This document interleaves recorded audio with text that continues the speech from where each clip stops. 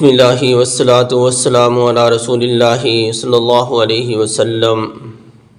قال النبی صلی اللہ علیہ وسلم: اللہم بارک لنا فی رجب و شعبان وبلغنا رمضان، او کما قال علیہ الصلاۃ والسلام۔ حضور نبی کریم صلی اللہ علیہ وآلہ وسلم جب رجب کا چاند دیکھ لیا کرتے تھے تو آپ علیہ السلام رمضان مبارک کی تیاری کرنی شروع فرما لیتے تھے اور فرمایا کرتے تھے، یہ دعا فرماتے تھے: اے اللہ، رجب و شعبان کے مہینے میں برکت عطا فرما اور ہمیں رمضان مبارک کا بابرکت مہینہ نصیب فرما۔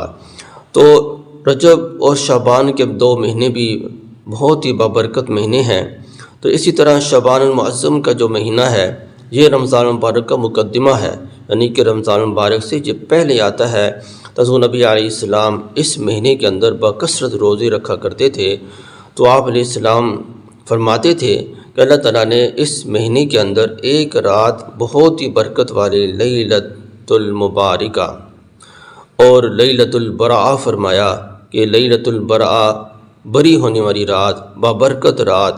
تو بہت ہی بابرکت رات اللہ تعالیٰ نے اس مہینے کی 15 شب کو، اللہ نے اس 15 شب کی رات کو اللہ نے بہت ہی بابرکت والی رات بنایا۔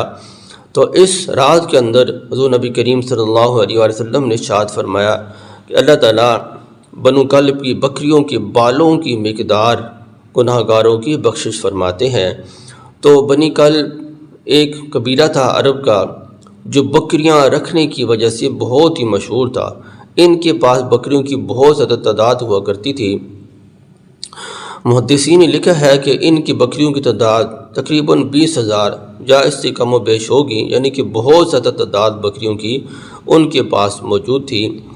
اور بکریوں کے بالوں کے ساتھ تشبیہ دینے کا مقصد یہ ہے کہ آپ ایک بکری کے جسم پر بھی بالوں کی تعداد کو گنتی نہیں کر سکتے، لیکن 20,000 بکریوں کے بالوں کو کس طرح گنتی کیا جا سکتا ہے۔ تو مقصد یہ تھا کہ اللہ تعالیٰ اس بابرکت رات میں بے شمار لوگوں کی مغفرت کرتے ہیں، ان کے گناہوں کو معاف فرماتے ہیں، ان کو دوزخ سے بری فرماتے ہیں۔ لیکن اس بابرکت رات کے اندر ایسے بھی چند بد نصیب لوگ ہیں جن کی اللہ تعالیٰ مغفرت نہیں فرماتے۔ وہ کون سے لوگ ہیں؟ تو حضرت ابو موسیٰ اشعری رضی اللہ تعالیٰ عنہ روایت کرتے ہیں کہ اللہ کے نبی صلی اللہ علیہ وآلہ وسلم نے ارشاد فرمایا کہ اللہ تعالیٰ نصف شعبان کی رات تجلی رحمت فرماتے ہیں، یعنی کہ 15 شب کو، 14 شعبان اور 15 شعبان کی درمیان والی رات کو اپنی رحمت کی تجلی فرماتے ہیں اور اپنی تمام مخلوق کی اللہ تعالیٰ مغفرت فرماتے ہیں، مگر شرک کرنے والا اور دل میں کینہ، حسد، بغض رکھنے والا یہ اس بابرکت رات میں بھی اللہ تعالیٰ کی رحمت سے، مغفرت سے یہ محروم ہو جاتے ہیں۔ شرک کرنا یہ بہت ہی بڑا گناہ عظیم ہے۔ ان الشرک لظلم عظیم، کہ اللہ تعالیٰ کے ساتھ کسی کو شریک کرنا، اللہ تعالیٰ اس گناہ کبیرہ کو کبھی بھی معاف نہیں فرماتے جب تک توبۃ نصوح، پکی توبہ نہ کی جائے۔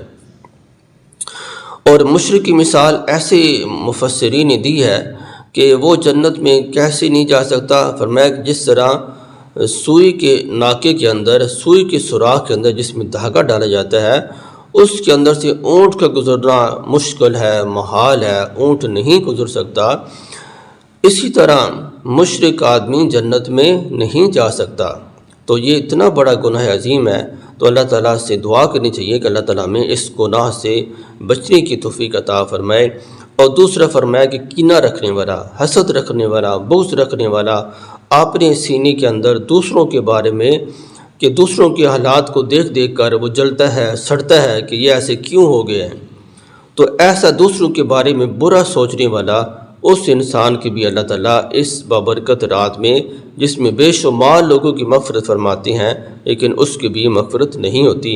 اسی طرح ایک دوسری حدیث مبارکہ میں آپ علیہ السلام نے ایک اور آدمی کا بھی تذکرہ فرمایا کہ اس کے 2 آدمی جن کی مغفرت اللہ تعالیٰ اس بابرکت رات میں نہیں کرتے۔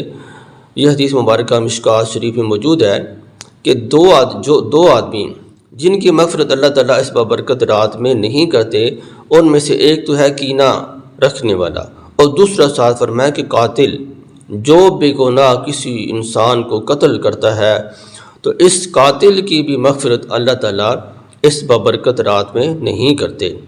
ایک کینہ رکھنے والے کی، دوسرا قاتل کی، اور تیسرا مشرک کی، یعنی اس بابرکت رات کے اندر یہ تین بد نصیب ایسے ہیں کہ جن کی مغفرت اللہ تعالیٰ نہیں کرتے۔